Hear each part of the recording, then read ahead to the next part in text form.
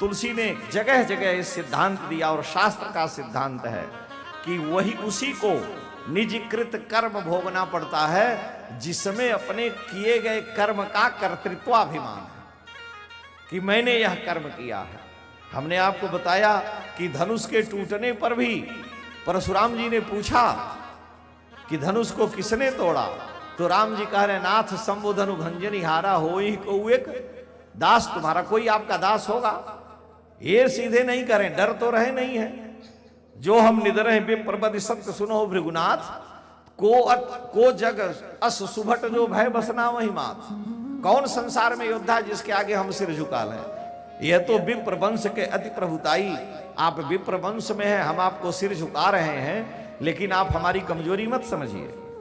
और हे भृगुनंदन, मैं आपको बता रहा हूं कि कोई होगा जो आपका दास ही होगा, आपका प्रपन्न होगा, लेकिन ये नहीं कह रहे कि मैंने तोड़ा है। छुअत ही टूट पुनाक पुराना, मैं के हेतु करूं अभिमाना। लेत चढ़ावत खैंचत गाढ़े, काहुन लखा देख ये सब ठाड़े। राम जी ने कहीं नहीं यह कहा कि मैंने ये किया है। कर्तृत्वाभिमान जीव में आता है, ईश्वर में कर्तृत्वाभिमान नहीं है। और गीता के 18वें अध्याय का हमने आपको स्मरण कराया था कि आप एक नहीं 100 हत्या कर दिए तो आपको पाप नहीं लगेगा, अगर आप में कर्तापन का अभिमान नहीं है। और अगर कर्तापन का अभिमान है तो 100 का 100 गुना होकर के आपको लगेगा। और भगवान यही गीता में अर्जुन से कह रहे हैं कि यस्य नाहंकृतो भावो बुद्धिर यस्य न लिप्यते, यस्य अहंकृतः भावः न, जिसके अंतःकरण में मन में मैंने यह किया है ये भाव नहीं है, मैंने यह कर्म किया ये भाव नहीं। यस्य न अहंकृतः भावो, और बुद्धिर यस्य न लिप्यते, न उस कर्म में उसकी बुद्धि कभी लगती है। तो हत्वापि स ईमान लोकान, वो सारे लोगों का वध कर दे तो भी न हंति न निबध्यते, न वो मारता है न मारा जाता है। यमराज ने एक ऋषि को दंड दिया, उनको सूली पर लटका दिया गया। उनका नाम था अणिमांडव्य। अणिमांडव्य ऋषि सूली पर रहे, बाद में सूली काट के निकाली गई। राजा क्षमा याचना किया, कहे तुम्हारा कोई दोष नहीं, जमराज के यहां जा रहे हैं। जमराज के यहां गए, उन्होंने कहा मुझे याद है मैंने कोई पाप नहीं किया है, तो किस कर्म का तुमने हमें फल दिया त्रिशूल पर चढ़ा करके मृत्यु दंड देने के लिए। और वो शूली मेरे मूलाधार चक्र में कमर के नीचे पड़ी हुई है, उसके टुकड़े काट के निकाले गए। शूली को संस्कृत में उसके टुकड़े को अणि कहते हैं, इसलिए मांडव्य ऋषि थे, उनका नाम अणिमांडव्य हुआ। यमराज ने कहा कि जब आप दुधमुहे बालक थे, खेल रहे थे, तो आपने एक चींटा था टहल रहा था, उसको एक कांटा चुभो दिया और वो कांटा उसके शरीर में घुस गया, वो तड़प के मर गया। उसी का दंड आपको दिया गया है। अणिमांडव्य ऋषि ने कहा कि बालक में तो कर्तृत्वाभिमान होता ही नहीं कि मैंने किया है, उसको तो ज्ञान ही नहीं कर्तापन का। और तुमने जो निर्णय दिया जमराज, तुम्हारी बुद्धि सठिया गई है, तुमने ये उचित निर्णय नहीं दिया है, दंड दिया, क्योंकि दुधुए बालक में कर्तापन का अभिमान नहीं होता। अगर कर्तापन का अभिमान हो तो 10,000 का पिता खिलौना ले आता, 2 मिनट में तोड़ के फेंक देता है, उसको कोई उसकी महत्ता नहीं है। इसलिए मैं शाप देता हूं कि तुमने मुझे उचित धर्म के विपरीत ये दंड दिया है। इसलिए जमराज तुम्हारी बुद्धि मोटी हो गई है, तुम शूद्र होकर के 100 वर्ष तक पृथ्वी पर जाकर के इस कर्म का फल भोगो। और जमराज को विदुर के रूप में 100 वर्ष तक दासी पुत्र होकर आगे रहना पड़ा। जमराज से भी निर्णय में कहीं गलती हो जाती है, क्यों कि दुधमुहे बालक में कर्तृत्वाभिमान नहीं होता। जो बालक है, मां का दूध पीने वाला 1 वर्ष का, उससे अगर कहीं कोई चींटी चांटे मर गए तो उसको उसमें कर्तापन का अभिमान नहीं है। और हम में आप में तो है कि मैं 10 माला फेरा हूं, मैंने इतना जप किया है, मैंने मकान बनाया, मैंने इतना मठ बनाया। तो जब हमें मैंपन है तो उसका जो भी दोष गुण होगा हमें भोगना पड़ेगा।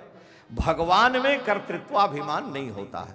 इसलिए तुलसी जगह जगह कहते राम ब्रह्म परमार्थ रूपा, राम ब्रह्म व्यापक जग जाना। श्री राम ब्रह्म हैं, परमार्थ रूप हैं, व्यापक हैं, कर्तृत्वाभिमान से परे हैं।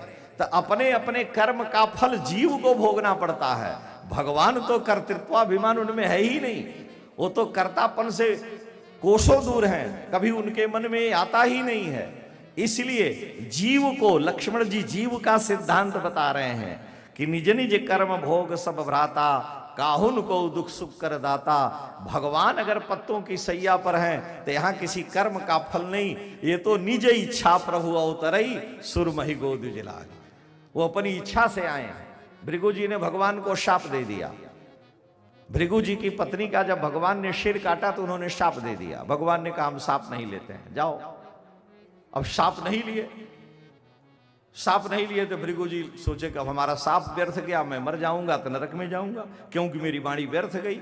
अब भृगु जी सब छोड़ करके भृगुतुंग पर्वत पर चले गए और उस पर जाकर तप करने लगे, नारायण नारायण नारायण। ब्रह्मा जी प्रकट हुए, कहे पुत्र वर मांगो। उनके मस्तक से धुआं निकलने लगा, सारे ब्रह्मांड में अंधकार छाने लगा। उन्होंने कहा पुत्र वर मांगो, कुछ नहीं बोले। कहा भगवान आएंगे तब वर मांगेंगे। ब्रह्मा जी नारायण का आह्वान किए, भगवान नारायण आए। कहे कि सारा जगत अंधकार में हुआ जा रहा है, इनकी तपस्या से ऋषि मुनियों को पीड़ा हो रही है, यज्ञ आदि कर्मों में बाधाएं हो रही हैं, भगवान भुवन भास्कर का दर्शन नहीं हो रहा है, इसलिए प्रभु आप कृपा करें। भगवान ने कहा बोलो क्या चाहते हो। भृगु जी ने कहा हमारा शाप स्वीकार कर लीजिए। भगवान ने सोचा बाभन मर जाएगा, चलो भाई शाप स्वीकार कर। तो शाप भगवान चाहे तो लें चाहे ना लें, हमको आपको शाप दिया तो लगेगा, लेकिन ठाकुर सोचे कि इनके वचन को सत्य करना है तो चलो स्वीकार कर ले रहे हैं। नारद जी यही तो विचार करते हैं कि मोर शाप करी अंगीकारा, सहत राम नाना दुख भारा। इसलिए लक्ष्मण गीता का तात्पर्य सामान्य मानव के लिए, ज्ञानी पर भी इसका प्रभाव नहीं। जो ज्ञानी है, जो तत्वज्ञ महापुरुष हैं, उनके शरीर से होने वाले जो कर्म हैं, अगर पुण्य कर्म है तो जो उनकी सेवा करेगा वो ले लेगा। पाप कर्म कहीं चींटी चाटे पैर के नीचे दब के मर गए तो जो उनकी निंदा करेगा वो ले लेगा। न उनको पुण्य लगता है न उनको पाप लगता है।